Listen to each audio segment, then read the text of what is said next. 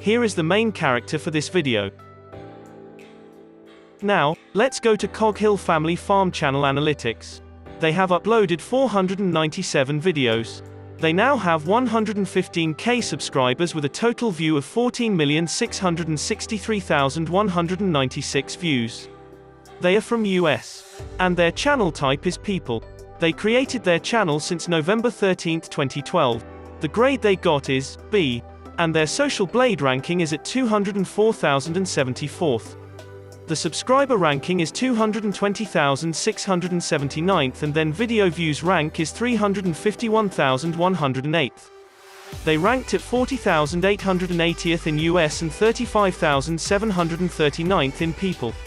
Next, the daily subs for Cog Hill is around 300 with a daily view of 43,334.